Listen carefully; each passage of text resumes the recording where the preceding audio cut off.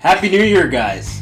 Happy New Year. So, it is 2019, first day. And we thought we'd just do a quick video, talk about a lot of underrated movies that you may have missed from last year, 2018. Yep. You should definitely check out as soon as possible. So a lot of these movies we've seen and we wanted to do reviews on them, but we just haven't had time to do reviews. And now it's 2019, so we thought we'd just mention them. Hopefully you guys can check them out. So we're going to say a little quick, small, tiny review on the movie and why we think you should check it out. Starting with the first one, A Quiet Place. I'm not sure when this one came out. It came out earlier this year. Definitely. I think somewhere in like the first quarter. So this one's kind of like a horror movie in a sense, but it's really more of like a thriller / suspense in my opinion. It's a really unique movie that there aren't many movies like it in my opinion. Yeah. And I think it was definitely one of the better movies that came out this year that maybe a lot of people didn't see. Even if you look at the poster, you might not get a lot from it, but I like all the concept, and especially with the aliens / monsters that are in it. Yes, one of the better alien movies I'd say in recent years. Anyways, next on the list, Black Klansman with Mr. Topher Grace from That 70s Show himself as David Duke. So this movie was I think it was really cool because it was really serious, dealing with a really serious subject with the KKK and all that. And there's a lot of comedy. Yeah, but it also mixed in a lot of great comedy in there. So, and set in the 70s, I believe. It's got a really funky style to it, with the music and whatnot. And definitely one you guys should check out because it's still something that happened so long ago, but it's still so relevant today as you see in the movie. Definitely. Mm-hmm. So the next one is Searching, and is his first role in it? Starring John Cho. It's one of his. What would you call it? One of his first bigger movies, I'd say, since Harold and Kumar, anyways. But yeah, I really like the story of the movie because it could be relatable to anybody. Mm-hmm. It can happen to anybody, and it's always important too, to basically to have a good relationship with your family and making sure you're not too controlled. This movie is another one with a lot of good suspense. Mm-hmm. You'll never be bored throughout the entire movie, and it's shot in a really unique way that you don't see much of ever. And definitely, it was one of those endings. Sometimes you usually can predict the ending, but this one I was whoa. Yeah, really good twist at the end. There was things that I was this seems odd. You'll see it throughout the movie. Why is this person saying this? Why is this person saying that? And I didn't clue in at first, and then when I watched it again, it's man, I can't believe I missed those things. Maybe you might catch up on it, but yeah, it's a good movie. Searching. Check it out. Next on the list was one that I didn't even know was coming out this year. We just happened to stumble upon it, and it's Bleach, the live-action movie. Yeah. Made by Netflix. So a lot of the anime live-action movies are usually pretty bad. There's been some few exceptions, and this is one of them.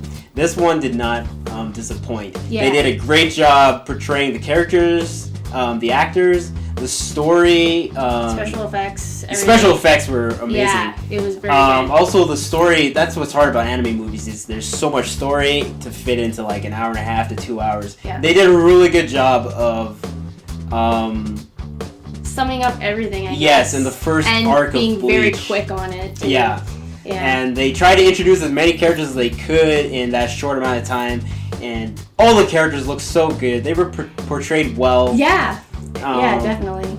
Definitely one of the best anime live action adaptations I've seen. Definitely check it out if you have not. It's on Netflix. So the next movie we're going to talk about is Teen Titans Go. Odd choice, I know. I know.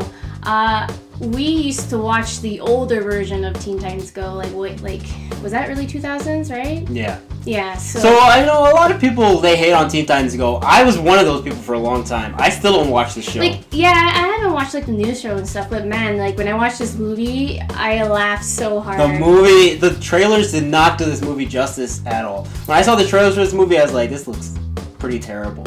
But then we decided to check it out, and it was so funny. Yeah. There's so many great references in it, so much dark humor, adult humor. Yeah, I know the Like- part. Like we were probably like the only two in the theater that were laughing, and then A there was like lot of the adult jokes that Yeah. were in there, like, it's so good, and I feel like more people should check it out. Don't let the Teen Titans Go theme throw you off from seeing it. It is a great DC movie, Teen Titans movie. If you love comic books in general, just go watch it, because there's a lot of stuff in there for people who aren't just DC fans. Yep. Just that's all I'm gonna say about that. Yes. So next one that we thought about we think was a little underrated was Bad Times at the El Royale. Now this movie, oh god, I can't remember who this was. Oh, so this movie was done by the same director of Cabin in the Woods, Yep. which is one of my favorite movies of all time now. Since seeing it. Also a great horror movie. So if you've seen that, you know there's going to be a lot of twists, unexpected stuff in this movie. And the music, all just the cinematography of the whole movie was great. Yeah, like all the the vividness, all the vividness of the lights, and even how we see all the different perspectives Yes. of each person and when it took place and It what is. happens. Like when you first watch, it's like, oh, okay, and then you see another perspective, and you're like, whoa, wait a minute. It's like, oh shit, and they add that into that as well. Yeah, it's really cool how they tell the story of what's going on. Oh yeah, everybody in this movie is awesome, especially Chris Hemsworth in my opinion. Yeah, he's great. The music in it is fantastic. Definitely check it out because I don't think you'll be disappointed. Yeah. Next on the list, A Simple Favor Yeah. with Anna Kendrick and Blake Lively. This movie I didn't really hear a whole lot about before. Yeah. Or maybe we did see trailers and I just didn't care Yeah. I what it think was that's about, true. but we decided to check it out one night and I was actually really surprised. It is a really dark, twisted movie in a lot of ways. And I like that because the movie is really bright. It all takes place during the day and it's really like an upbeat, lively movie, but it's got such a dark story to it. Yeah, and there's a few things in there too that were unexpected as well. Yes, it's got a lot of twists in there. Yeah. So I was just really surprised. So I would definitely check that one out, especially if you like Anna Kendrick, because I think it's one of her better roles. Yeah. And Blake Lively, who I haven't seen much of in a while. Yeah. But she's great in this.